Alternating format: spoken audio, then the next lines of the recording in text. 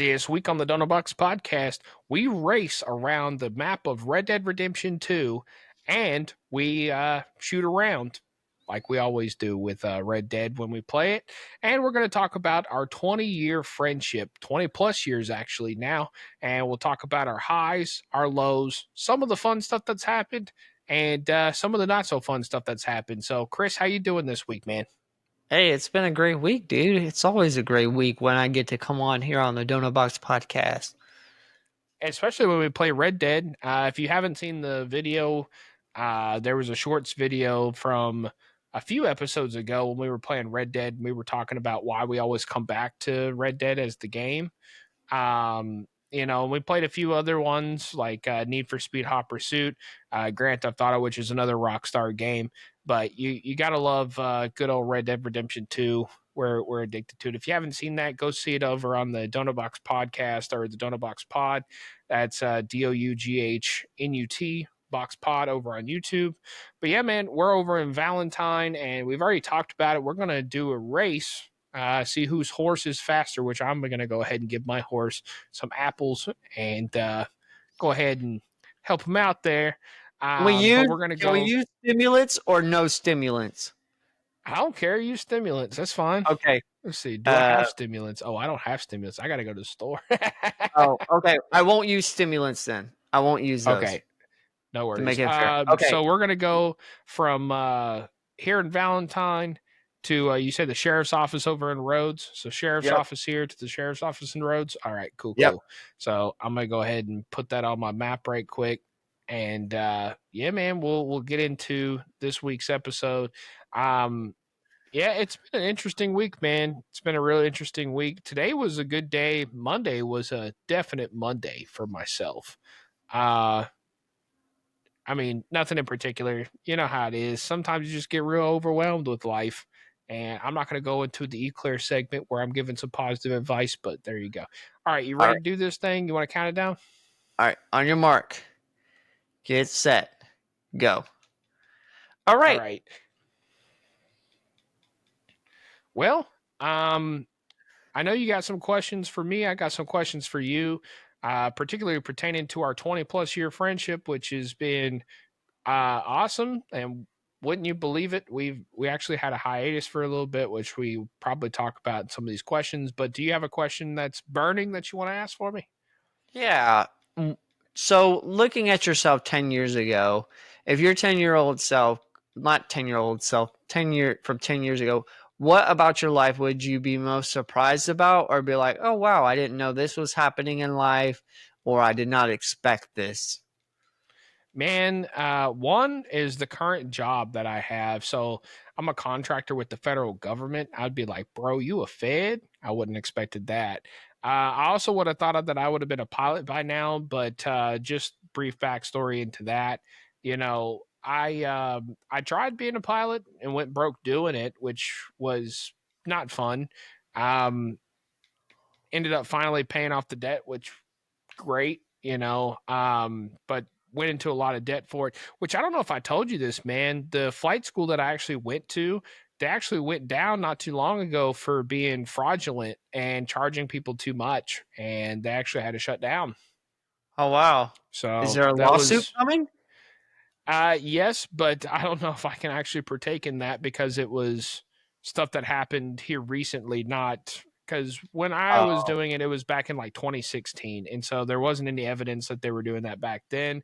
This was like a very highfalutin scheme. Basically, they would have these, because back when I went there, they did not have financing. So they didn't have any like loan options. They didn't have anything like that. Basically, what they told me to do was they said, okay, go ahead and open up a few credit cards. And here's some that are low interest, but we'll give you pretty immediate, no interest, like financing for a few years kind of thing. And so I ended up opening those and ended up maxing them all out in flight school, right? And then couldn't find a way to find any other means because I was working at Amazon and was just barely making my like rent and stuff. And so pretty much had to stop at that point and then pay back all that debt, which Yeah. was pretty fun. But anyways, what ended up happening in the scheme that they had was they had partnered with some bank. I'm not sure which bank it was. I'd have to look up the specifics, but they got a bank to like work with them to get financing. And what they were doing was they were having overseas kids, like from China, from Singapore, from all these other places, that would do flight school. And essentially, what they were doing was they would have them pay all up front, so like $50,000-$60,000 up front, and then when they ended up showing up, they shut the doors and closed the Oh, school up. So they man. basically took all the money and ran. That's That's pretty much bad. what they did at one point. Which didn't surprise me because a lot of the times what would end up happening with the financing and some of the things that I had um, with this school, it was like you would do something, or I wouldn't say you would do something. You would fly a few hours, right? And then you would get a phone call from the head guy, and he'd be like, "Hey, you're behind on your payments. Like you actually went into the red that last flight." And you'd be like, "How is that even possible?" But when you're 19, you're not You don't gonna like know. question that stuff. You're just gonna be like, "Okay, it's expensive." Like you just think it's expensive. And anyways, so end up having that. I wouldn't have believed you if I would have heard like that story and like kind of how that ended up happening. I think you're gonna beat me because I'm just now getting the roads. Did you already get to the sheriff's office? Yeah, I'm already here, bro. I've been waiting on you for 5 minutes. Yeah, whatever, bro. Oh, you shot me too? Jeez. All right, we're feuding now. Um, so there's that, but then there was some stuff with my parents that went down, and that included flight school, not paying for it, and some of the other stuff. And um, I wouldn't have believed you with all that went down. But then on a positive note, you know, 10 years ago, well, I guess it would have been 29, so I would have, been right about to meet my wife. But I wouldn't have believed that I was with my wife and that she's as fantastic as she is and supportive and all that good jazz. So on a positive note, I wouldn't have believed you because you have an expectation, but you're like everybody's not perfect, and with a lot of the other people who have been not so great in life, um, I wasn't. I'm not saying I wasn't expecting much. I was expecting a lot, but I wasn't expecting nearly as much as she gives. So that's good. How Yeah. about yourself, So, man?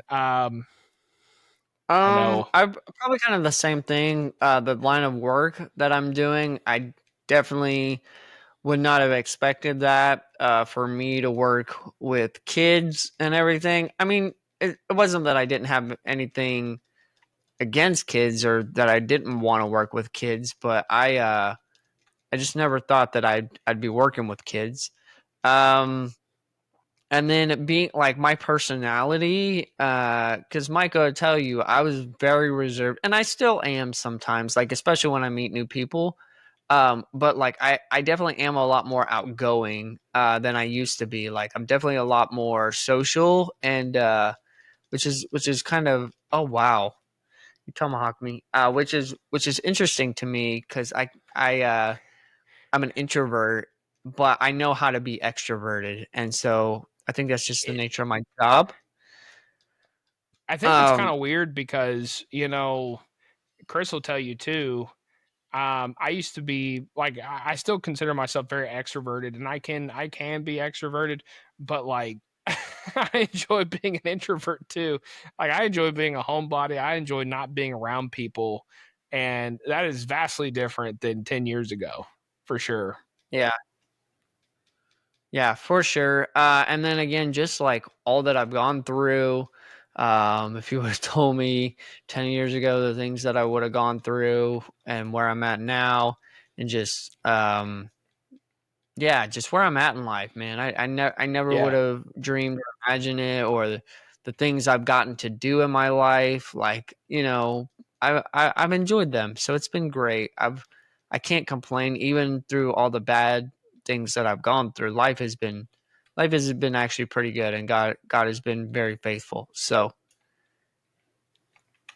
so yeah, man, oh, that's you're just great. throwing tomahawk. I'm throwing dynamite at Chobahan. Um, jeez.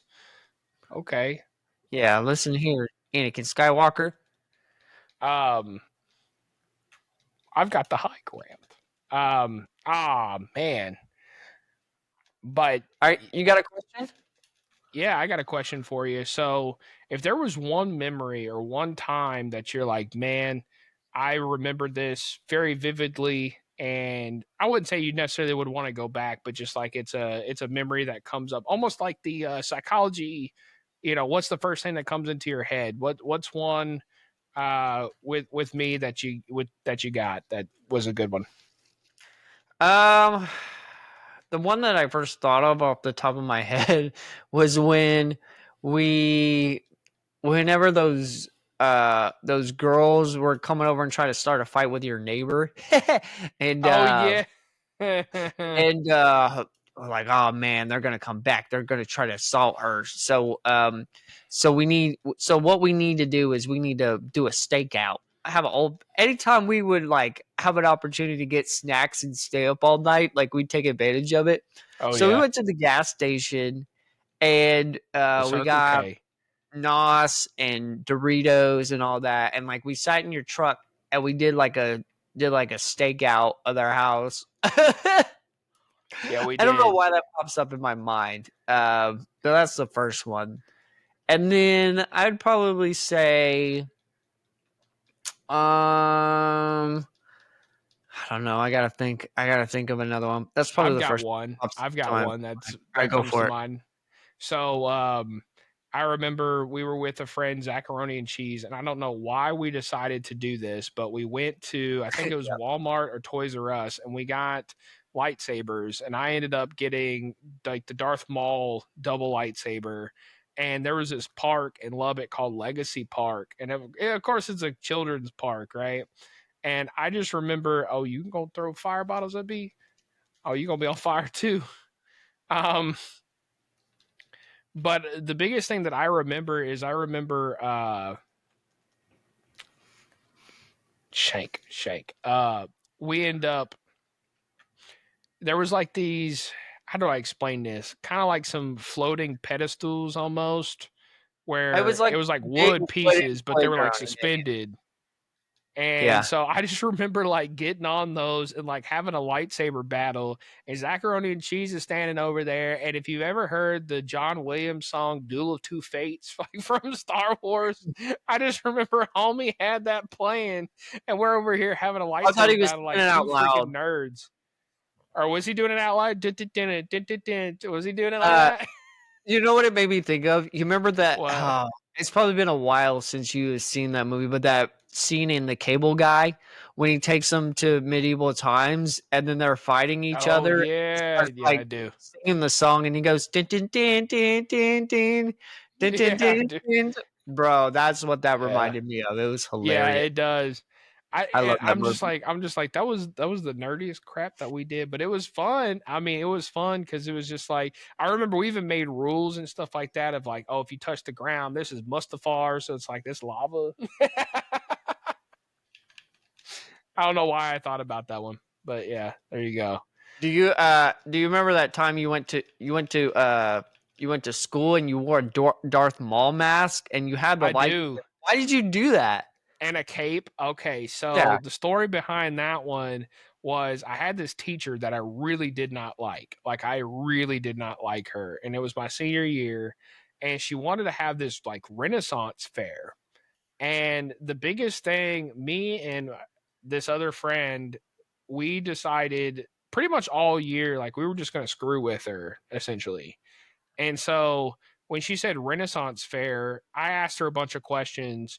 And okay, because I think it was if you dress up as a character, you get extra credit or something like that. Like it wasn't like you have to do it or anything like that. It was just like if you dress up, you get extra credit. And so I remember being like, could it be any historical figure? And she was like, yes, it could be any historical figure. I was like, does it have to necessarily be from the Renaissance period? And she was like, yeah, it has to be from the Renaissance period. But she was very loose about it. So I just remember thinking, like, oh, I could dress up as Darth Maul because it says in a galaxy far, far away a long time ago. We don't know if that was the Renaissance period or not. I'm going to say it was. Dude, So I if dressed I up was like your Darth teacher, Maul. bro, that would have pissed me off. I would have been mad too. Yeah, she was not happy with us, and she was very not happy. She was also my homeroom teacher, I think. Either that or she was in charge of collecting. Did you have senior dues, like your senior year, that Oh, you had to uh, pay? we had to pay those during our junior year. So Okay, so yes, we did. But what's weird about that is I don't know if this happened. We had to pay senior dues as a junior, and our senior dues went towards like paying for the seniors prom. Okay, so junior, senior prom, all that. Like, as juniors, we had to pay for the seniors prom. Well, dude, when we got to be seniors, the class below us, nobody had paid their nobody dues, paid. and Nobody so we paid. had a really like the my junior prom. We had a pretty good prom. Like it was a nice place, and it was like really nice. And then senior prom, dude, it was at the school, and it was trash. Like it was really trash. It was really bad. Well, and our senior dues was actually for graduation. Like Really? yeah, it was because in the Lubbock area, it was back in the day. It was the United Spirit Arena. Now it's the United Supermarkets Arena. But apparently, it was pretty costly to have a graduation there. But they figure, okay, if every senior pays $20, that was your senior dues. And so I remember this friend of mine and we brought pennies, $20 in pennies, unrolled pennies, Dude, and we that's just the handed worst. her a sack of pennies, bro. And she was just like, "What is this?" And it's like, "That's our senior dues." And she's like, "I'm not going to take this." And bro, we gave her such a hard time. We were like, "What? You're not going to take U.S. currency? This is U.S. currency. You didn't say what denomination it had to be in." Oh, And bro, we I gave would her, punch you. If bro, I was your teacher, I would punch you in the face, dude. bro. That's She was the reason we didn't like her. And I'm not trying to get political on the podcast or anything like that. This was just how I was at age 19. Chris will tell you, or age 18, 17. Um, so at the very beginning of the year, she was a language arts teacher. She was the English teacher for senior year. And she started off the year, one, the very first thing that she did was she made us like cut out this little color or like this little like figure of ourselves, and we had to color it, and then we had to get up in front of the class and like tell about it. Was like very kindergarten-esque or of yeah, like, like or like a sixth grade project or something. yeah, Yeah. and we were just like, what the heck is this? The very next thing that we did was did you watch that movie? um oh, I forget the name of it now, but it was pretty much about how all farming in America and how all agriculture is terrible, and pretty much how big pharma owns everything. Halliburton owns everything. They talk bad about the chicken farmers. They talk bad about everything. Like pretty much they went through. I think it was called Food Inc. I think is what it was called, and literally it was a very liberal film. Like I'll just say that it was very much like, okay, pretty much all agriculture is terrible. They're pumping it full of steroids. Like, you shouldn't eat the chicken. You shouldn't eat anything. And this lady was also vegetarian. And you got to think, this is Lubbock, Texas, right? And it was just like, I remember watching this movie, and she handed out a sheet, and she said, this was for a grade. And pretty much every prompt that was on there was like, what did this film teach you? Will you not eat chicken now? All this Oh, other stuff. so And she was we're trying to going push like, her beliefs on y'all. oh, yeah, for sure. And so at that point, me and this other friend, Fat Cat, Fat Cat, we were just like, yeah, right, dude. Like, we're not going to, Get out of because my face. because the first thing that we were like, we literally filled out that sheet and we got a bad grade for it. But we were like, what did this film teach you? That I want to go eat Chicken Express right now.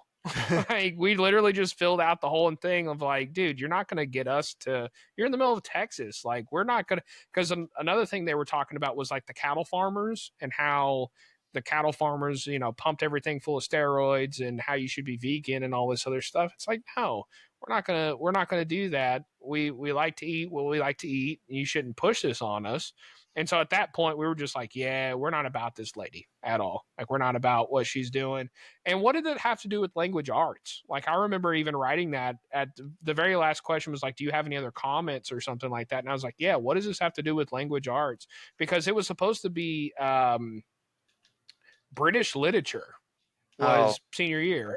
And it's just like, what does this have to do with British literature? Like, this just seems like you're just trying to push your opinions on us. That's what all it seems like you're trying to do. And so, bro, I don't know.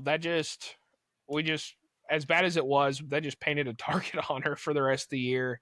And so, even when we started going through some of the British literature stuff, like I remember we did, oh man, my mind is blanking today. What was the book with Grendel and, I'm talking about? Beowulf? There was Yeah, Beowulf. Like, we went through Beowulf, and I just remember we like moved off of Beowulf, and we went over into Canterbury Tales, and we're like reading Canterbury Tales, and she would ask questions about Canterbury Tales, and we would raise our hand, and she'd be like, "So who is this character, and what do they symbolize?" And me and Fat Cat would just raise our hand and be like, "Grendel's mom." and and she'd be like, "We're not on that book right now." And just like that was our answer to everything after Beowulf was Grendel's mom. I'm really surprised we passed that class. And last story about that class, she was on to our little scheme. We would call each other out of class. So I had turned 18, he had turned 18, and we had found out this little rule that the high school had. Both of us were new to this high school. We were first years in this high school. And somebody had told us, hey, if you stay, this was the last period we had during the day. And they told us, hey, if you stay up to a certain point, and there was like, I think 30 or 40 minutes left of class, that even if your parents call you out right now, you will be counted as in, like attendance wise. And so what did we do? We called each other out of class. Like, literally, I'd be like, "Can I go to the bathroom?" Yeah, sure. I'd call the office and I'd be like, "Hey, this is Fat Cat's mom or Fat Cat's uncle." We would literally call each other out, and it was brutally obvious because we would come back to class, and then 2 minutes later, or we would call ourselves out of class, be like, "Oh yeah, this is Micah's dad, and he needs to come home because of this, this, and this." And then you'd come back to class, and then 2 seconds later, the office would call and be like, "Yeah, we need Micah to come home or go to the office and go home." It became Wow. very obvious. And I remember going to the principal's office and being like, "You can't prove anything." And I brought up the whole like chicken movie and everything. Bro, you know me in high school. It was bad. It was so bad. I feel bad because you shouldn't put your political stuff in your face, but we really treated her really badly at the same time. So That's wild. So this brings me up to kind of going off a question off of that. Do you think it's right to make seniors pay dues to graduate? Do you think they should? I don't think so. No, I don't think so. And I don't think that they should. Here's my question too. What you were talking about with prom, I understand, and this brings me to kind of a maybe I should answer a question with the question. Can I do that? Yeah, go for it. So, and we'll talk about something a little deeper. Your school had prom off-site. We went to a photo shoot with some friends this weekend where one of the friends she's a photographer, and she's like, I'll do photos for you guys. And so my wife and I did some photos, and we went to this park, and there were so many people, couples and things like that. Apparently the thing to do now is you go to the park and take prom pictures. I didn't know that was a thing, or at least that might be that's been a trend for a little bit. Okay. Well, there was so many people sitting there taking prom pictures, which is cool. But the photographer asked me because they were talking about their prom and stuff like that, and they were just like, "Yeah, it was okay. It wasn't a great time." Like, neither my wife nor her had a great time at their prom. And she was like, "Did you go to your prom?" I said, "Heck no," because here's the question that I have. You were talking about your dues and your junior dues pretty much, where you had to pay for the seniors prom and had to pay for it off site. The reason I didn't go to my prom was because my junior year, it was $250 a ticket. Oh So my literally god. you would have spent $500. And the question Heck that I no. have, here's the question that I have, man. It was in our cafeteria. Like it was in the building. Like it's not like we went off site for prom. What was that money for? Is my question. And then I remember my senior year, I just didn't go because I was new to the school. I didn't really want to go because my junior year, people paid so much, right? You think about your parents pay for so much. A lot of them back in the day, the limo was the big thing, or the Oh yeah. car, big rental to get the 90s, car, early the limo, 2000s. whatever. So they paid for this car rental, they paid for all this stuff, right? And then next thing you know, like um it's like you pay for so much, plus you pay for the ticket for prom, you're out like $500-$600 And the at this tuxedo. point, and the tuxedo rental and all this other stuff. So you might be upwards of $1,000 by the end of this, all for 2.5 hours. And from what I had heard from the prom my junior year from that school, everybody was like, bro, it was so lame. They wouldn't let us do nothing. Like literally, I understand schools are like, oh, you need to have separation between boys and girls, but apparently, like, they would barely let people dance together. They wouldn't let people do nothing. And so it was just like, what the heck did we even pay for? So I remember senior year, I was like, why do I even want to go? Even though it was a different school, it was just like, why do I even want to go? Like, why do I even want to do this? But I guess my question was, for your school, I understand, and we won't know this answer, but what was, for the schools that are in house, what are you paying for?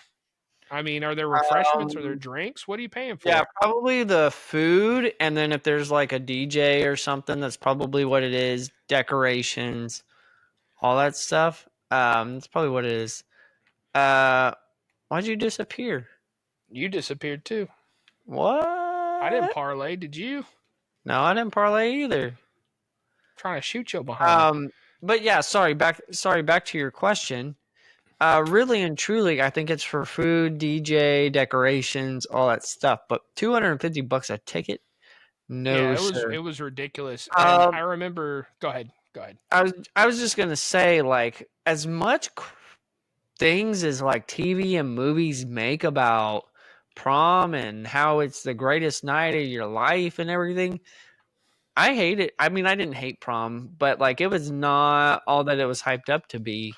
Uh, I would Well, and say. that was part of the reason I didn't want to go either, is because the girl you took wasn't exactly great either. Like you didn't have a good date. I don't feel like. Oh, it was bad. Well, so let me backtrack. So we had 8th grade banquet or prom, and that was actually pretty fun because it's like I didn't go with anybody, so I could like just dance with whoever, and like it was chill, right? Didn't have to take anybody to dinner, nothing, because you're in 8th grade.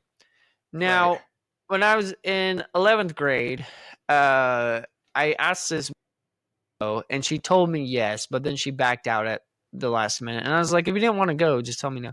Do you want to do a bounty or something? Yeah. Let's do that. Instead of keep killing We'll each get other. it. Uh, You want to join the posse real quick? Yeah, I'm getting ammo. And then so then I took this other girl named Destiny, and we had a great time. Like we danced and we went to dinner and all that stuff, and like it was a good time. It was fine. We were friends. And then so second year in a row, I asked the same girl, and then she said yes, and then she backed out.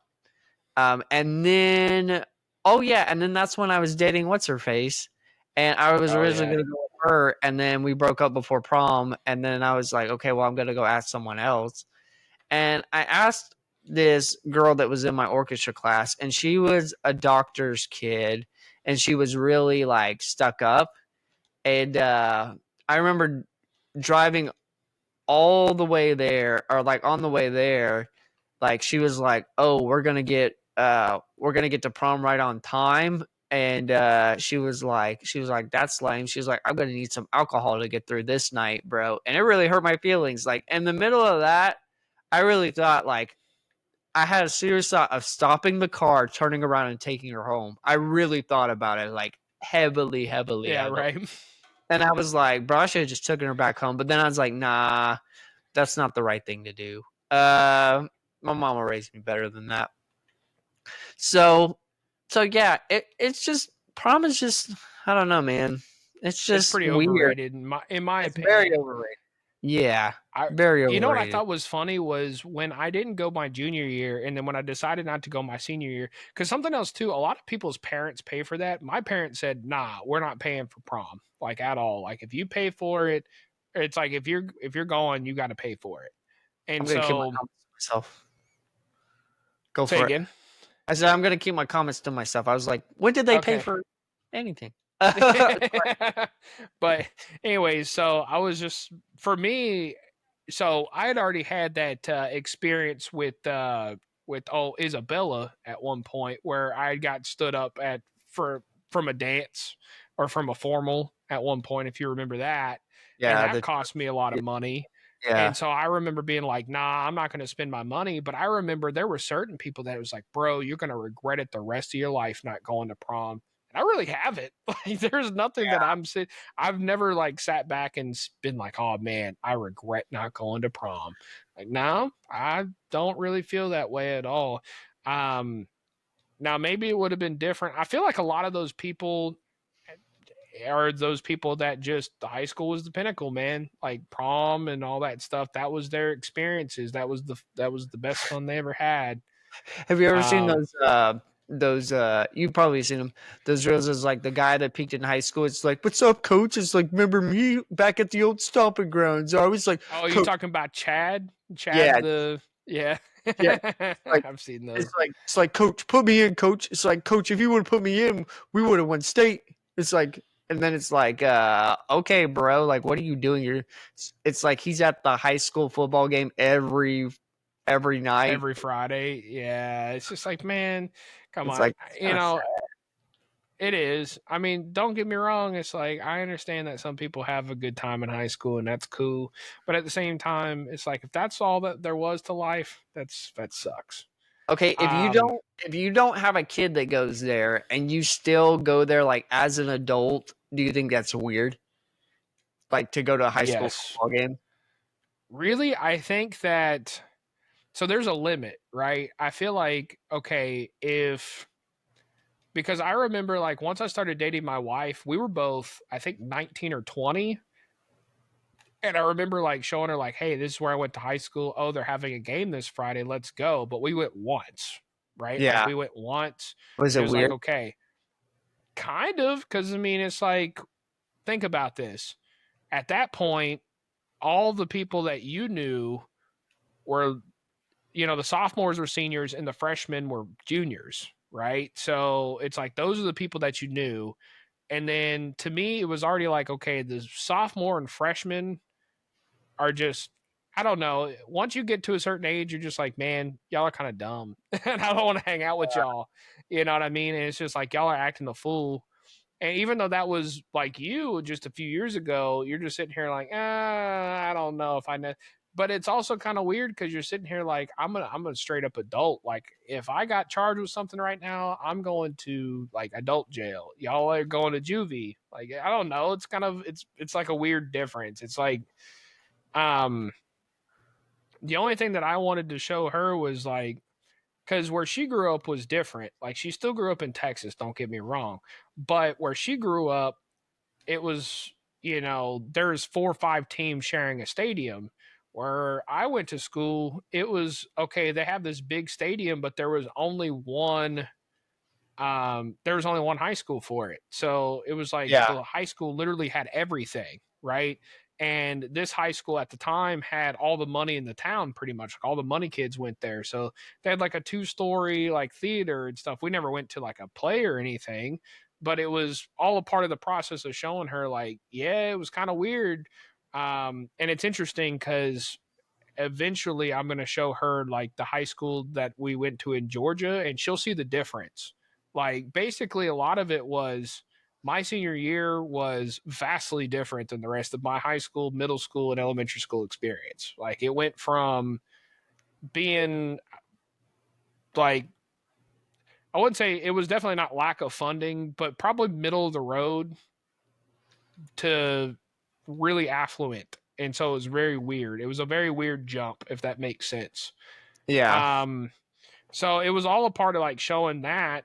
And but to me it was still weird going back, because you're sitting here like, I'm an adult. Yep. I'm I'm a literally grown in adult. college right Yep. now. I don't know. The only time that I think it's not weird is, say, like, I've seen a lot of people where, okay, they'll go to college, right? They'll go get a degree, and their heart has always been into coaching, right? Or like, Yeah. okay, I want to be a coach for something. Okay, you get a job at your alma mater high school. Okay, I would still feel weird about that. Now, I don't find that nearly as weird as you just go to games, or even like those volunteer coaches. I've known a lot of those people that just Oh, yep. volunteer coach, that they're just like, oh yeah, I played here all these years ago, and Coach Patterson knows who I am, so I'm going to be your deputy associate running backs coach for JV by volunteer basis. It's like, oh, you're Yep. going to, and I'm not saying volunteering is bad, but like, I would find it less weird as, I don't know, maybe, and this is opening up a whole nother conversation, but I'd find it less weird if you're like, okay, I want to be a coach.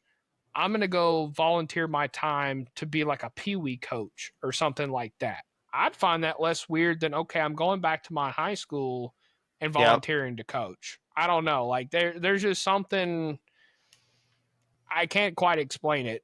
Can I know Yeah. you feel the same way. Is there an explanation that you might have of why that you feel that that's weird? I think it's because I think it's, if you're like wanting to give back, that's okay. I don't think that that's weird at all. But if you're like, oh yeah, like it's like you're holding on to something. It's like because you're trying to Yeah. get some validation because you can't move on. Then it's like, oh yeah, bro, like come, like you need some help because anytime you're doing it because it's like, yeah, this is my glory days. Like I don't want to move on. Da, da, da, da. But bro, you have It's to kind of move like, on.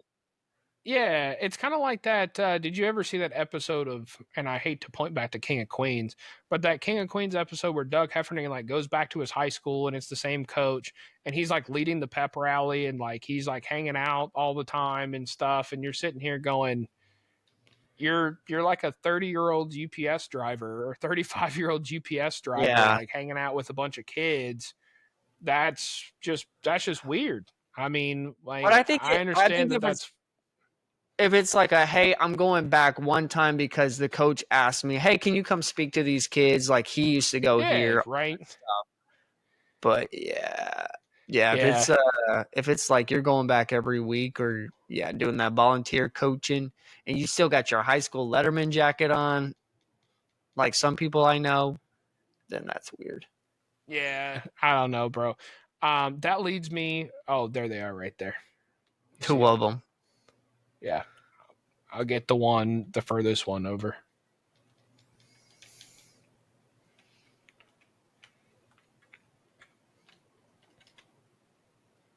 Yeah. Sorry, what were you gonna say? Um, I don't know why this reminded me, and it was a one-time thing, but when I was playing football, there was the funniest pregame speech I ever heard was from somebody that the coach asked to come back, and he was like one of the three. So the first school that I went to did not have, like, they had somewhat of a rich football heritage per se, but that was like 40 years ago, right? And they only really had 5 to 10 people that went like Division I college. They never had anybody go pro. And Yeah. so I remember they asked somebody who went Division I. He played for Duke, and we were playing the first game of the year, and the coach was like, "Yeah, come talk to the guys pregame." And I remember, like, it was so bad because, one, a lot of the people on our team were very sarcastic, and so this guy, he was trying his best, but I remember like what he said was he was just like, yeah, he's like, you kids don't know how lucky you'll have it to be playing football. I'd give my legs to come back and play football right now. And I remember this one kid just straight up told him, you just hear it out of the background of like, well, if you give your legs, you can't play football. So funny. and he got so mad, bro. And then he's like, so tonight y'all gonna go out there and y'all gonna play ARC and y'all gonna run up and down the field all night long. He said it just like that, bro.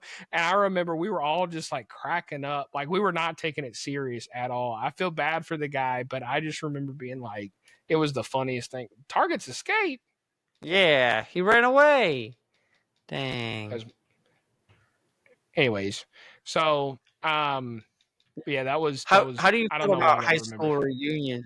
Will you how do you feel? What do you feel about that? They just had my 10-year one over at the high school that I was talking about in Texas. And then they also had the 10-year one at the one in Georgia. And the one in Texas, I really didn't know a ton of, like, I knew some people, but like, I didn't really know a ton of people. I saw the pictures on social media from the one from Georgia, and it was exactly the people who I thought were going to go to the high school reunion. It was all the popular people who that was their time. And what was funny is I'm gonna say it right here, right now. Are you ready for this? Yep. It was all the people that were popular in high school. They went to Georgia Southern, and now they out and they're doing some mediocre stuff, and they all look beat. That's exactly who went. It's like I don't have a problem with you going to high school reunion, but like for me, that just wasn't me. There was nobody that I'm sitting here going, oh yeah, I'd go back because I'd want to reconnect with these people. I think we also live in a different day and age where back in the day, even, 20, 30 years ago, you go to a high school reunion because you're like, oh, what is this guy doing now? Now you can just look Yeah, on Facebook. Now you just look on that's Instagram and be true. like, That oh, is true. that's what these people are doing now. So you don't really need a reunion. You can just be like, oh, that he's a plumber now. That's great. I guess. Oh, this guy. Oh, I guess we're in a I player got war. him. I killed him. So Um, I think we're gonna Ice Queen Naya this person. this guy. Uh, Okay. I had mine. I guess it was 2 years ago now, and like I was still living in Texas. If you guys haven't figured it out officially, I've moved. Um, so out of Texas. But so I was like, man, do I want to travel to go? And like I remember it being like the 2 weeks before I was going to like WWE or whatever it was, and I was like, yeah, I'm not gonna try to spend the money to go. And I'm glad I didn't because I think only like maybe 20 people out of the 80 people in our class showed up. And it was kind of like, you know what? Like, I'm kind of glad I didn't go because it's like, in my mind, I'm like, if really and truly I wanted to connect with these people, I would keep in touch with them. Really and truly, Yeah. I was close to anybody in high school. So it's like, sometimes I feel like you just go for nostalgia's sake, but it's like, And uh, I think your school is a little different. Not to interrupt, but I think your school is a little different. So you went to a fine art school, right? There was, your class was a lot more tight knit, and maybe it's different for small towns or tight knit schools because for me, I mean, I graduated in a class of like 450, right? So there's a lot of people in that graduating class. There's people that would have showed up and I'd have been like, I went to high school with you, really? yeah. Like even, and so I think that maybe more tight knit environments, and not just that, but your school was different in the fact that you guys were together from sixth grade on. Yep. Even like for my middle school, my middle school largely split off to another high school. So like 75 went to another high school in the area, and only 25 went to the high school that I went to. So it was like the people that I knew in middle school largely went to a different high school too. So the connections you made all the way from sixth grade all the way on, you're rarely friends with them, right? Like it was basically I hit high school and it was a whole new friend group kind of thing. Yeah. It was kind of different. So I think that I think that continuity that you had from sixth grade all the way up to graduating high school. I mean, that's 6 years, 6 years to go to school with somebody. Like, I think, and it's again, like I said, it's a tight knit community because, only 80 people in your graduating class. I mean, that's, everybody. You know everybody. You know what they're about. You've had classes with pretty much all of them, probably. So yeah, but I wasn't ever like. I would say my friend Demetrius, yeah, but like I didn't. Other than you, I didn't really have any friends. Yeah, right. In high school, I really didn't, or middle school for that matter. See, like I had people I would sit at lunch with, but no one I would call my friend. They're all acquaintances. Like everybody that I knew in high school and everything like that. Like I had a few people that I considered like, okay, they're cool and I know that I could hang out with them, but knew that like I knew that they weren't long term. Like you just knew like, okay, they're cool people, like you said, to sit at the lunch table with, to like they're not gonna dog you, like they're not gonna whatever. They were cool like that, but it's not like you're inviting them to your house on a weekend either. It's not like you're being like, oh, well, let's hang out kind of thing. There was only one person, and you might remember him. It was this dude named Brandon. You remember, like, we played football in a cul-de-sac like one time with him. Nope. But it was literally because he like was around the corner from my house, and I remember only hanging out with him outside of school like once. So, and I knew him since like fifth grade, but didn't really have a lot of connections at all, and nobody that I like actively talk to now. Literally anybody from that time that I talk to is Bew. Like there's nobody from my high school or from childhood that I talk to at all. Yeah. Besides yourself. Yeah, it's always interesting because you're like, yeah, these people don't know what's like. They pretty much the only thing they knew about me was I wore a cowboy hat, I love Texas, and I love Jesus, and that's pretty much it. But like they didn't know what was going on in my life. So it's just like, okay, that's fine. This is kind of a different question, and we kind of went on like the high school tangent type deal. How do you feel like you evolve so you don't get stuck in an era? I feel like life kind of dictated that, man. I feel like there's a lot of it that it's an attitude and a mindset of, I'll be real. I've asked God a lot of things over the years, right? It started off with, I've asked God this a few times, give me wisdom in a situation. And a lot of people say I'm wise beyond my years, but guess what? In order to get wisdom, a lot of things have happened, right? And so I feel like, yeah, you ask for some things, sure. But then at the same time, there are just life events that happen that shape you. And it's a series of choices to where you sit here and you go, okay, am I going to take the high road? Am I going to take the low road? Am I going to take the easy way, or am I going to go through the hard thing to make myself better? And I feel like a lot of times, I mean, granted, there's been a lot of times where I've made the bad decisions, right? Where I'm like, okay, I'm going to take the easy way, but it still ends up coming up later on. And so I feel like a lot of that helps you get out of that stuck in a rut. But overall, the attitude of this is not the best place that I'm in. I know that there's a pinnacle that's a lot higher than this.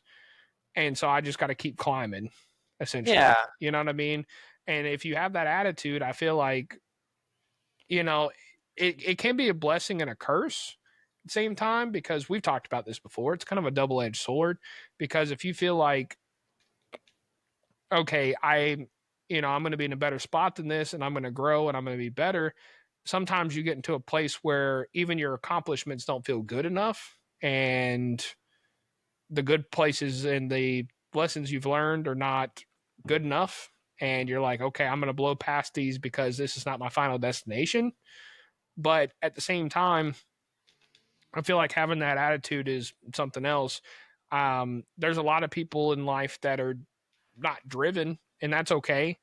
I don't know if it's just a personality thing or whatnot, but there's a lot in me that's just like, nah, that's not good enough kind of thing. It's like, okay, things are good, but they're not as good as they can be. And I want certain things, and I'm not going to stop until I get those things. And I feel like if you have that attitude, it'll come. You know what I mean? Yeah. Things always change. Yeah, like you said, you have to evolve, right? And you even look at like even artists or uh actors or wrestlers. It's like the ones that are really great, and like Tom Hanks, like he's evolved, right? And I feel like a lot of actors sometimes they get just stuck in an era. Like I hate to say it, but look at Jim Carrey. It's like, okay, like you didn't. Yeah, he's still in some stuff now, but it's like you didn't evolve. Like your humor and your character was good for the '90s, but you Or even never. Mike Myers. Like Yeah, Homie is still doing the same shtick that he did back then, and it's a different time. Um, Another good example that I feel like is Leonardo DiCaprio. Like I feel like, and maybe some people disagree with me, but I feel like he was an okay actor, but he wasn't great. Like Man in the Iron Mask, even Titanic, like he had his moments, but now he's evolved into a really good actor. Like, I mean, he's, in my opinion, like I think that he's very oh yeah, convincing and whatnot. And um, so yeah, no, I agree with you. yeah, for sure. Okay, sorry, that was a really long How rabbit about hole. how about you? How do you feel? Is it a lot of the same way? Do you feel It's like a lot of the same way, and you have to adjust and then like look like okay, and we've talked about it with this podcast of like you guys have listened to us from day one. This podcast has changed.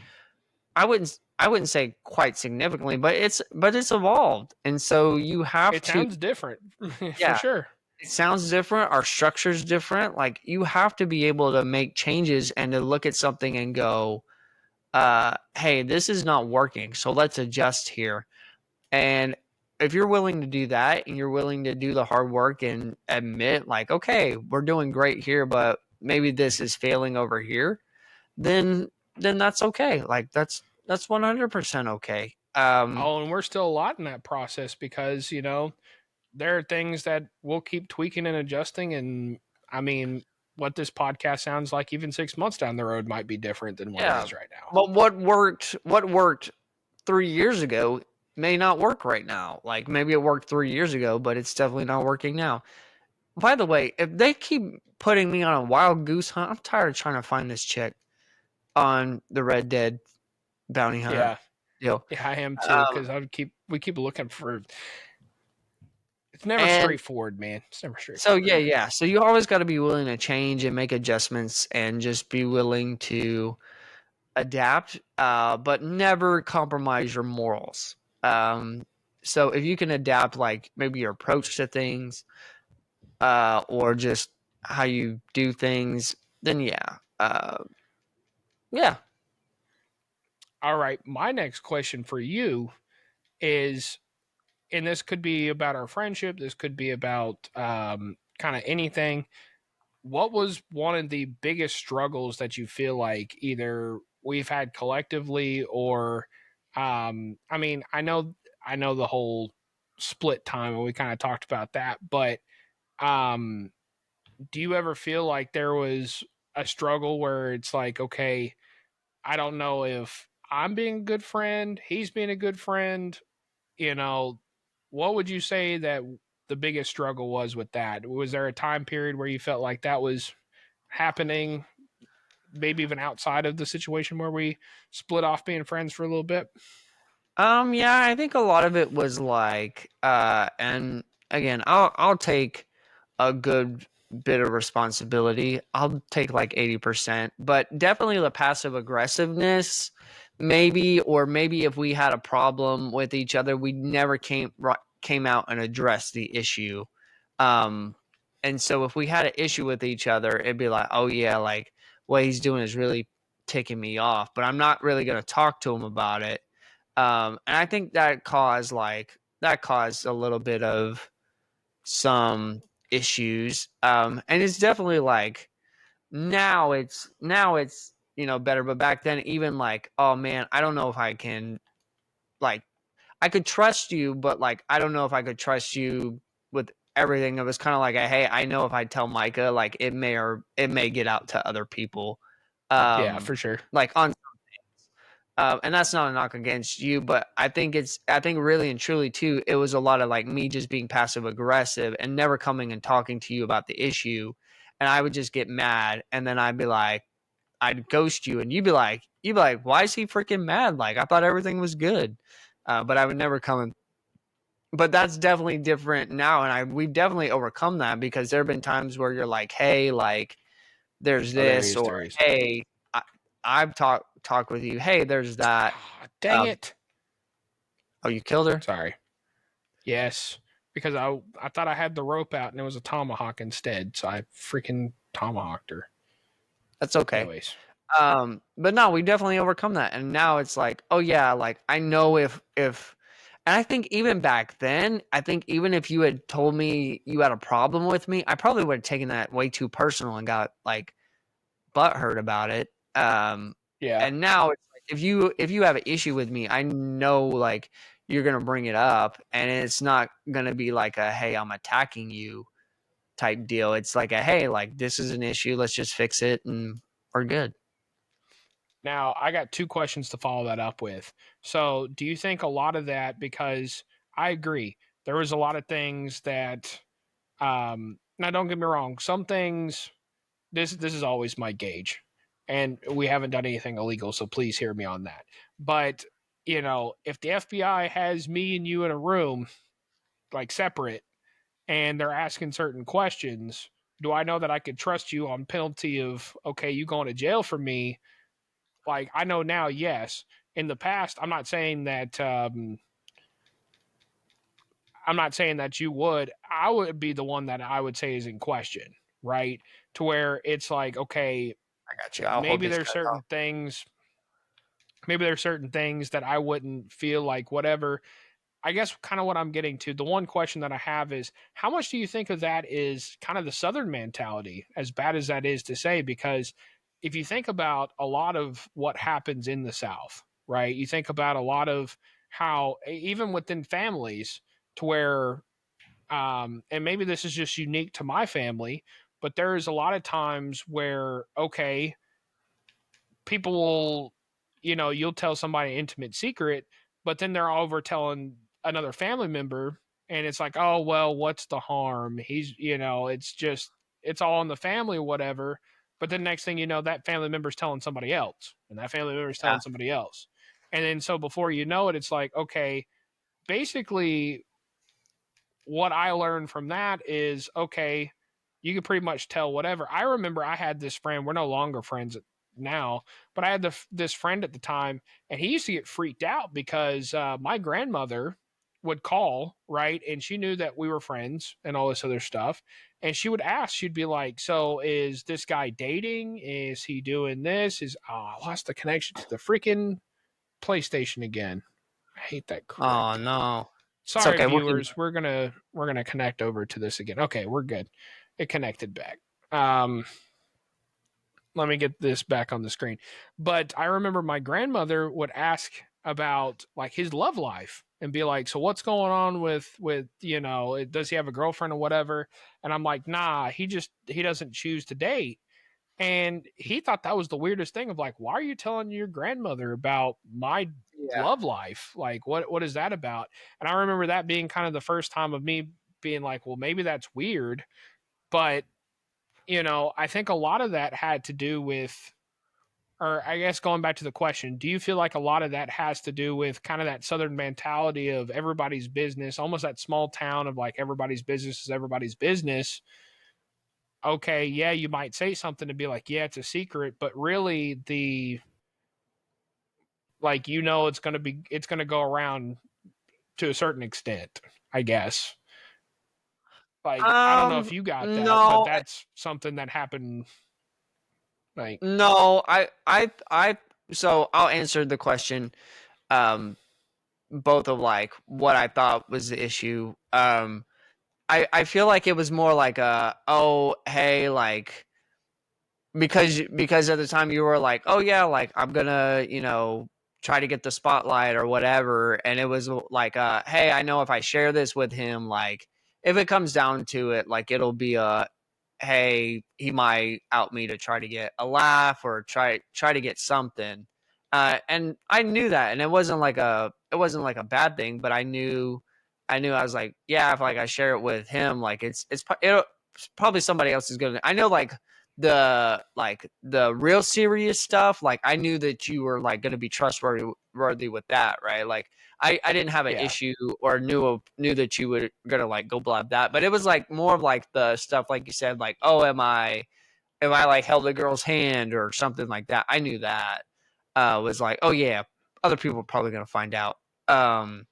But I think for my like passive aggressiveness, like on my end, I think that definitely it was a Southern thing. And two, I also think it was being part of like my family. My family didn't talk about stuff. So if we were upset with each other, nobody talked about it. And we would just be passive aggressive. And the thing was just to be quiet and then not say anything about it. And I feel like I've unlearned that because it's not good. I'm still unlearning that, but I think on my end, it was definitely like being raised in the South, and that's where I grabbed that from. And it's not healthy. It's really not. Like if you got a problem or you're upset about something, you need to voice it. So I hope that answers your question. Yeah, I know mine was kind of a roundabout question that's like, okay, what exactly are you asking? But my thing was it's kind of multifaceted. I feel like a lot of my oversharing kind of came from that. Again, the examples that are set for you, you think, oh, okay, well, kind of the smaller stuff. Yeah, you say that's a secret, but it's, it's good to have public knowledge too. And go to Armadillo.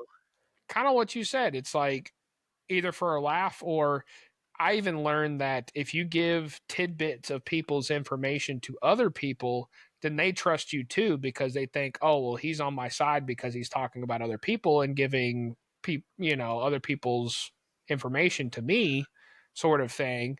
And I mean, that's not good, especially when it comes to friends and things like that. And I did learn that lesson the hard way of okay, your information is very valuable. If people are telling you information, it's like, would I be happy if, especially a lot of the times it was, okay, if I tell these people this person's information and they don't know this person or they don't run in the same circles, is it really harmful? Right? Yeah. Is it really harmful kind of thing? And that was kind of the thinking. And now maybe I've just gone through enough instances where it's like, even if so, I don't want to take that chance. Like maybe so and so might know so and so. Who knows, right? Or even, just the principle of that's my information and I don't if I'm telling you I trust you with that information. So I don't know. I feel like that was definitely a lesson learned over time. I think too. I think a lot of it was, and we've talked about this in the narcissist episode, but being raised in a narcissistic home, uh, you were being like pumped up and everything, and then also your maternal unit, like that was like, oh, we're better than they are because of XYZ, and like that was modeled for you at home because they would be like, oh yeah, well, did you know that so and so is going through a divorce? And it's like, well, at least we're not. And so that was modeled for you at home, and so it was just natural. So it's not like a whatever. But my question is, what would your answer be to your own question about like what is something that you think we've worked through our friendship, or that was like maybe a sore point at one point? Sore point at one time. I agree with a lot of what you were saying. I think that not trusting what other people are saying, and again, kind of that communication, like even if somebody were to be like, oh, Chris said something about you, whatever, I feel a lot more comfortable now than I ever have to be like, hey, so and so said that you were saying all this. That's BS, right? Because it doesn't sound like something that you would say. And I think part of it was, again, because the people that I trusted and were supposed to trust didn't do right by me. So it was always that fear of, well, maybe it's straightforward and we can just go get the guy, which that's good. But it's kind of that trust of oh, well, maybe he actually did say that and he's going to lie to my face. There was that fear of like, okay, he's going to lie to my face. I'm going to find out later on and that's going to damage things. I don't have that fear now because one, and I've always known this logically, but sometimes emotionally that doesn't, because of other experiences, it doesn't equate. I had that fear, so it wasn't like I felt comfortable enough to ask. And like you said, I feel like there was a lot of times that you'd be sensitive to the point where, and no offense, of just like you'd be sensitive to the point where it's like, okay, that would hurt your feelings of why doesn't he think that I'm honest? And really, it wouldn't have anything to do with you. It was literally my hurts, my traumas, and I'd be operating in those things. But I mean, we were kids. It's not like you can delve through those things and understand those things at the time. It was just, I thought we were friends. Why in the heck does he think I'm not being honest with him? Or, that sort of thing. And so I feel like a lot of that's improved. But on top of that, we actually use our gift of discernment a lot better on both fronts. And I feel like that's something else too. Going back to the whole communication. Oh, did you just fall off? Oh, no, you're good. Yeah, that looks like a big cliff for a second. But, that was something else we didn't necessarily talk about. If we had a thought or a feeling about somebody, then we're like, oh man, this person might not be good, or I don't know about the situation or whatever. Sometimes we would talk about those things, sometimes not. There would be other times. Sorry. Time on my horse. No worries. Not what you said. Sorry. Like going on, like what kind of split us up, and there was two girls in the mix, right? Females will do it, and neither one of us communicated very well. Of, hey, I don't think that person is right for you. You know what I mean? Like neither one of us said that very well to each other.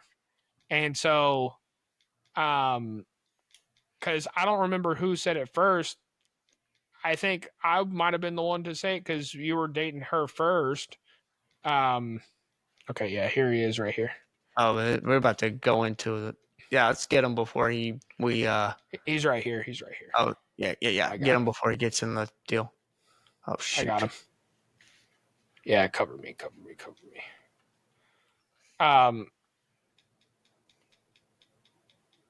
No, that's not him. Dadgummit. That's the person I killed. I got him boloed right here. Okay. No, I don't want to pick up the stupid body. Okay, he just got up. I got him. Oh, is he going? He's running into his little lair. So where are you going? Okay. No, he's right here. I got him. Yeah, okay, tie him up for me.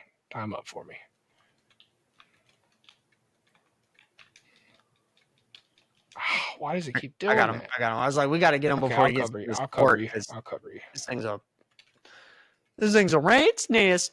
Anyway, sorry, what were you saying? But I don't know. I feel like, my parental units were also a problem with it too. Was, I had already said, okay, yeah, I don't know if I necessarily like her because I was seeing a lot of these, red flags, some of these signs.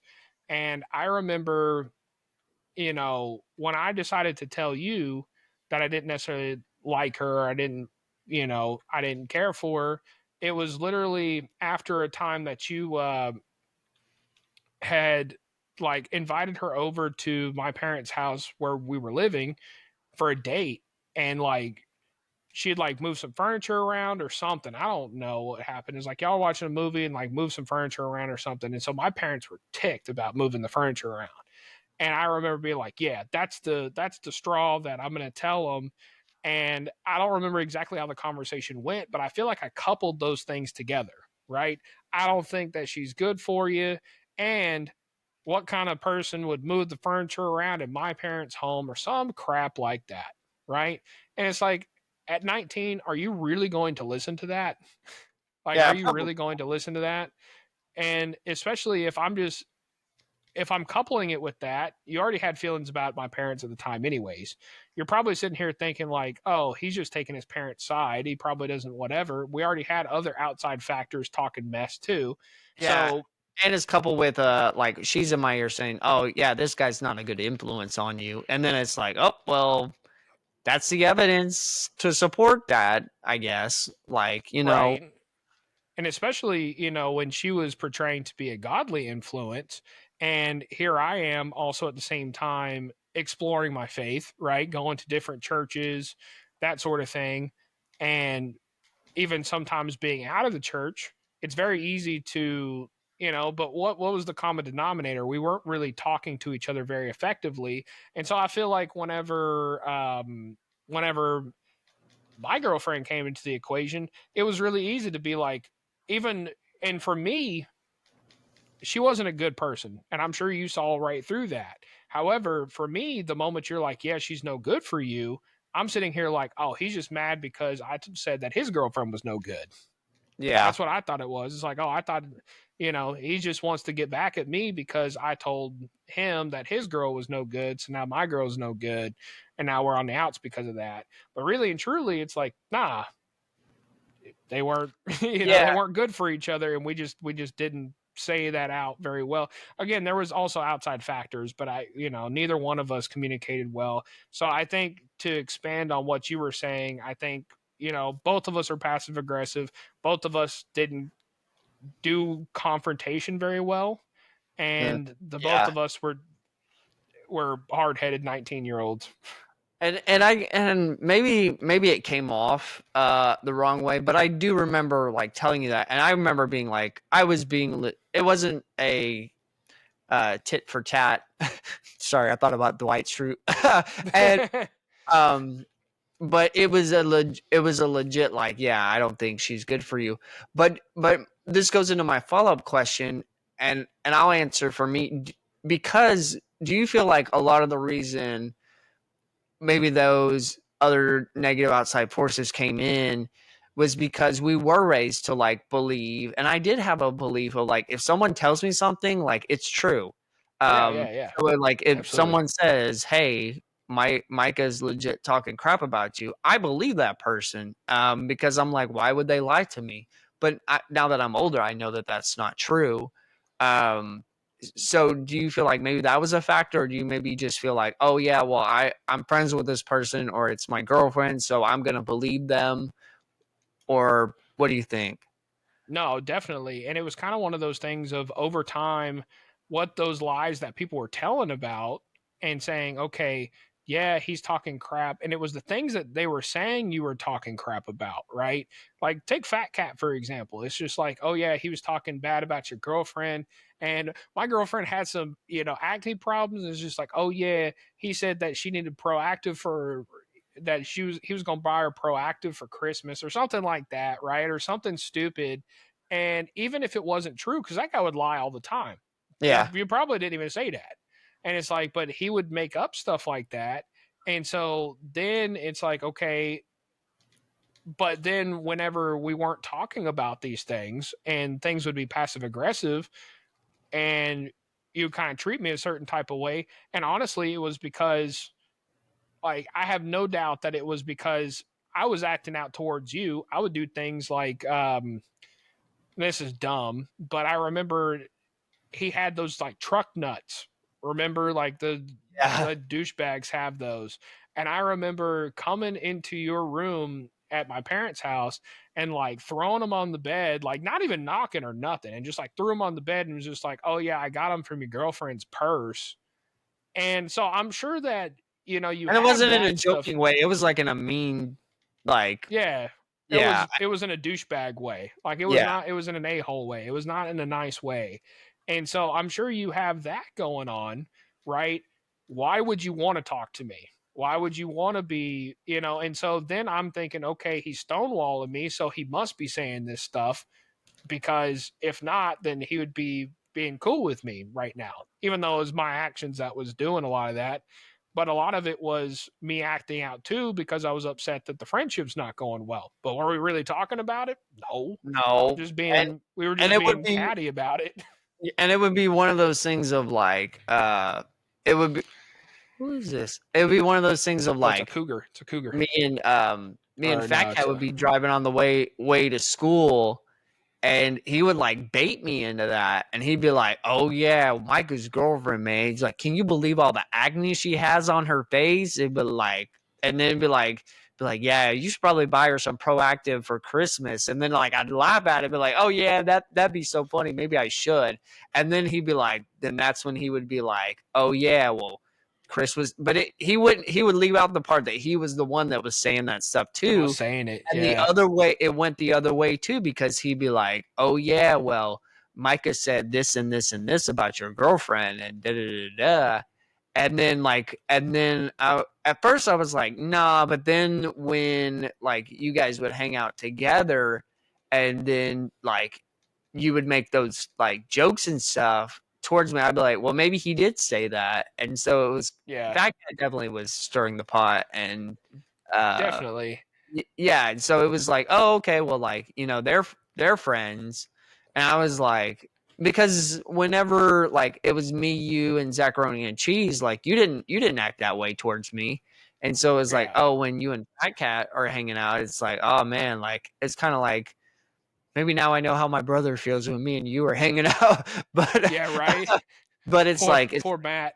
But it's like, oh man, like I'm gonna be the butt of all the jokes and like all that stuff. And then like when y'all took the tailgate off my truck and like put it on, man, I was just thinking about that I was story. like, dude, like you already like I was so mad.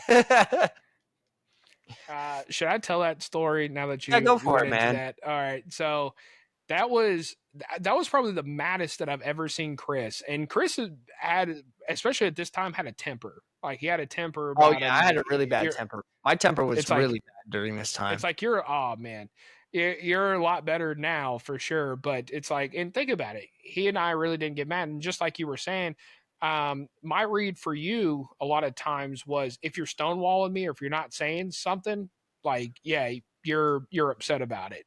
And so a lot of what had happened and a lot of what Fat Cat and even my girlfriend at the time was like, yeah, he's just sensitive, right? And so I was just like, yeah, I mean, I was sensitive. I was sensitive. But at the same time, like, why poke the bear? Even if you are, like, you shouldn't poke the bear kind of thing. Anyways, so they had, had me convinced like, oh yeah, he's sensitive. And so I remember being like, yeah, so what happens when you're with people who are douchebags and whatnot? And it's just like, oh, easy target, right? And so me and Fat Cat had graduated, and we were in the same graduating class, and we went to this graduation thing and had come back, and this friend of ours, I know this is a family program and we're going to talk about my shady past. No, I'm joking. But this friend of ours had gotten us some liquor. In fact, what's funny is he was a Mormon guy, and he was like about to go on his like 2-year sabbatical or whatever they call it. His pilgrim, whatever the heck. Yeah. And so we went over to his house and we drank, and I remember we were like, so what do we do? And this was like 1-2 o'clock in the morning. And we were like, oh man, like we should go mess with Chris somehow. And I was like, all right, well, what do we do? And so I remember being like, so what we're going to do is, and we worked at this place, Boot Corral, if you've heard the other, podcast stories of this boot store. And the position that he had over at the store, his responsibility every night was taking the boot boxes to the trash. But some nights, and especially this time of year, I don't remember why you had them in the back of your truck. Like some nights you wouldn't and just would leave them. Yeah, the trash can was full. That's right. Yep. And so it's like the trash can was full, so he had them in the back of his truck. So I was like, oh, this is perfect. What we're going to do is we're going to fill up the back of his truck that was full of boxes, and we're going to put them all in the cab of his truck. That way when he gets up for work, he's going to...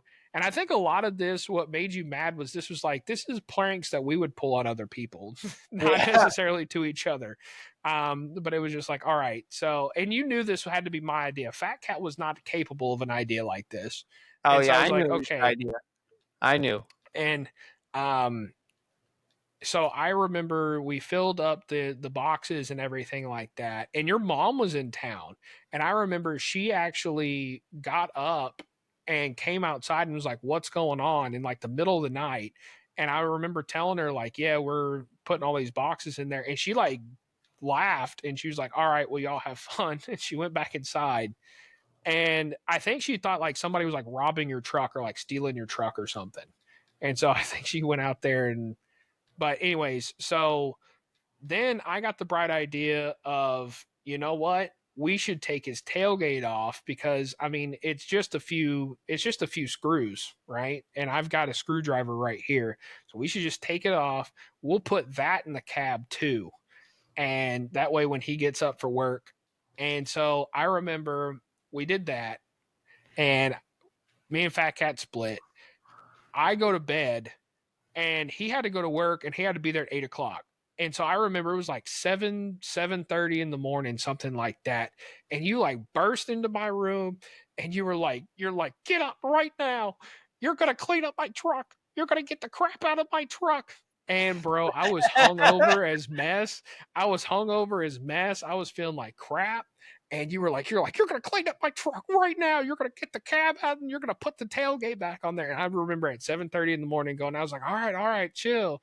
And I just remember going out there and I had this headache to beat the band. And I was out there screwing your tailgate back on and taking the oh, it was so bad. But I just remember you being so mad, bro. Too. I was like, oh man, I'm already running late. And I'm like, okay, like I don't think I would have been that mad if it would have just been the box. Maybe I probably still would have been mad. Who knows? I was pretty sensitive at the time. If it had just been the boxes, like, and there was a lot of boxes too, and I was just like, it was. Bro, like, what the heck? You know, I look back at that time really and truly, and I'm surprised that we fit all that in there. Like, I just remember we had to angle the tailgate into the truck, and we had to like finagle it to get the door closed. We barely got everything in there, but the boxes were floor to ceiling in the truck. Like it was full. The whole cab was full. It took us like an hour to do. Like it was not some commitment to a prank. It really was. And was it worth it? No, because I got woken up just a few hours later, hungover like crazy with Chris. And if you've never seen that man mad, like he might not be big in stature, but you could tell he kicked somebody that you get somebody. Dude, and, I like it takes a lot now to get me mad. Like before it, you know, I used to have a really bad temper and you're right. Like I was pretty sensitive. So it didn't take much to set me off. And I was already like in a really bad, like season, bad relationship. You know, I firmly believe that the Holy Spirit helps me with my temper. But you know, like it takes a lot for me to get mad now. But when I get mad, like I get really mad.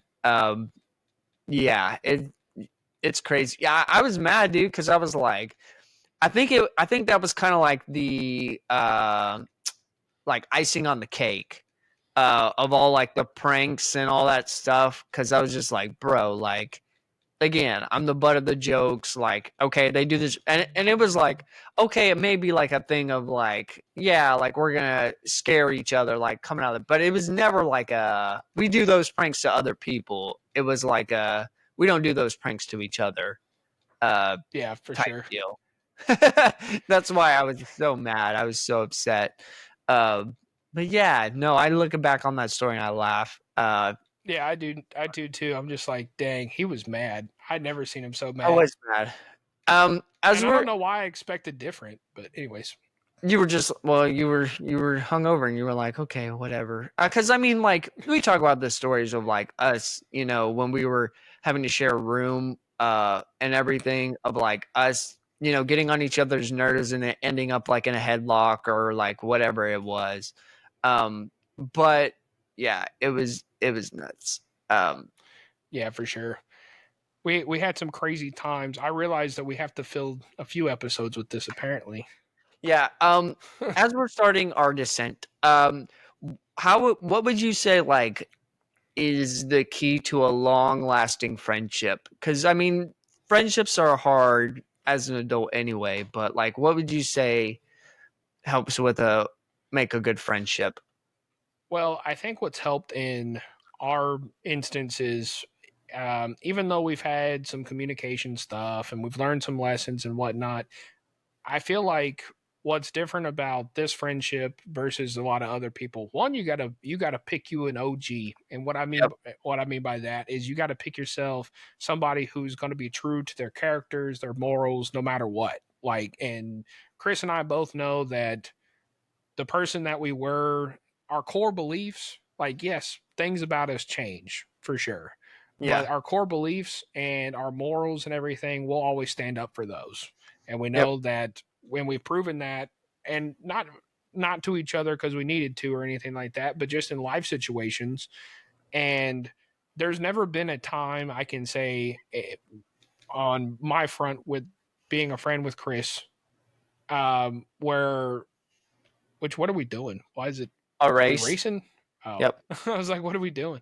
Just started counting down. All But right. there's On never your been mark. a time with, Set. yeah, Go. go ahead. But I've never been at a time with Chris where I'm just like, ooh, what is he doing right now? Like, why is he like, this isn't him? Like, there's been times where it's like, okay, he's not with the right person or he's being manipulated by somebody, but it's never been like ooh, he's making decisions that are out of his norm. Like, there's never been a question about that. And there's never been a question of, okay, something happens, I know he's going to make the right decision. Like, there's not a question about that. And I mean, I can't speak for him, but I'd firmly believe that he would say the same for me. And Oh yeah. I think that's a lot of what it is.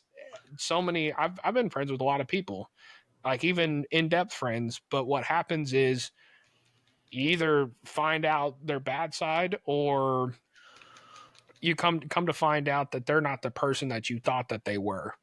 And or that they had a hidden agenda or they did something else or they swept you in under false pretenses or um, they're secretly a liar, a very good one. I've had all those instances happen. And I think what's been great about this is, like Chris said, even when you have high times, it's great. When you have low times, you talk about it. Um, being there for each other whenever times are bad.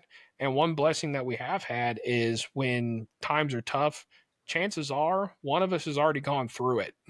The other one Yeah. has already either gone through it or is going through it. So you talk about it and it's like, oh man, that the same exact thing happened to me, or oh man, the same exact thing has happened to me right now, except it's a little different or whatever. And so it's finding somebody who not only you can trust, but is going to be there for you day to day, regardless of what happens, and is going to stay straight and narrow, and even if things were to change and you change as a person, like this is a stupid example, but it's like Chris wasn't no wrestling fan when we started being friends. In fact, that Yep. was just something that was a few years ago, but it's one of those things to where it's like even a change like that doesn't change who he is or anything like that. And a lot of times we change, we have hobbies we pick up, there are things that happen, but it doesn't change anything. Like it doesn't change who that person is. And I feel like we live in such a day and age where there's so many fake people out there. Sometimes it's like AI. AI is getting good to the point where it's hard to see what's real and what's fake. And sometimes you have to take that double look and say, or even sometimes you watch the video the first time and it's like, ooh, that does look real. And then you watch it again, you go, nah, that's AI. It's kind of the Yeah. same thing with people. But, I think to answer your question in total is just finding yourself a person who is real all the time.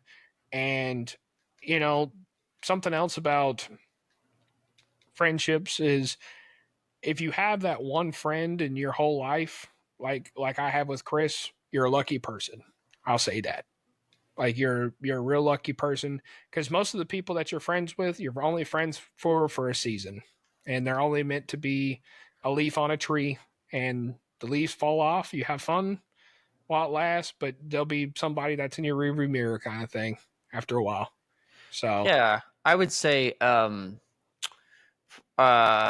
key to lasting friendship is, like you said, that communication, but also find someone that can call you on your bull crap. And I know Micah is a person that can call me on my bull crap, because even if it'll be like, hey man, how you doing? And I tell him I'm good, but I'm really not. Like he knows, like, yeah, nah, like something's off, bro. Like what's going on? Like Same here. Yeah, it's like someone that will call you on your bull crap and hold you accountable and is not afraid to hold you accountable. And I know Micah is a person that will not only tell me what I want to hear, but what I need to hear, even if it's not what I want to hear. But also to find you like, and this is so rare now too. I can genuinely say Micah is a person that will celebrate my wins. And so if something good happens, like to me or to my family, he can genuinely celebrate it without hint of jealousy. What like it's a genuine, true celebration. And it's not like a, oh yeah, good for you. But then he's going and talking behind my back. Like I know that's not who he is. And so finding someone who can genuinely celebrate you. And then also with friends, like you're going to have seasons where like there's grace because you go through different things and it's like, hey, like we may not be able to talk as much, right now because things are busy, but that doesn't like change our friendship or at all. But again, it's like what Micah said, like knowing the person and truly believing. Now, when he was like, yeah, I know Chris is always going to do the right thing.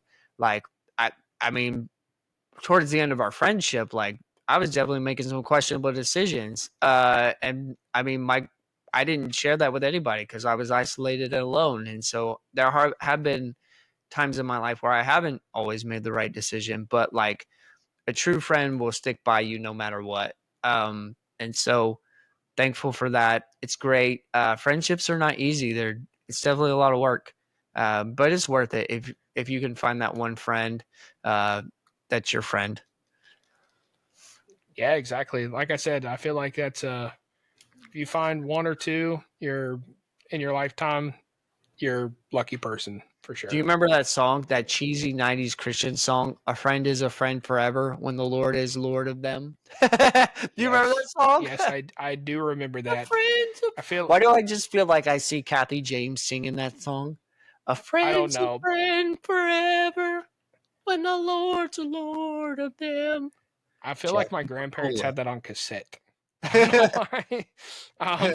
With such classic jazz. Yeah, right. Time Life presents the 90s Christian special. With 75% of it being Carmen. Oh, yeah. Yep. But anyways, I think it's been a great episode, man. We could keep going and going, but it's been good. It's been real. Go check us out over at the Doughnut Box Pod. That's DOUGHNUT Box Pod over on YouTube if you're not already. If you're over on listening to us over on the audio version, come see us be good/terrible on Red Dead. Just enjoy two friends gaming over here if that's the vibe you want to feel.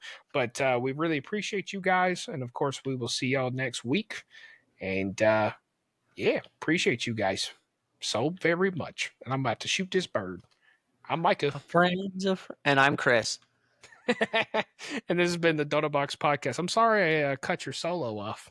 A friend's a friend forever. I'm going to find that song. Oh, God. Who even sung that song?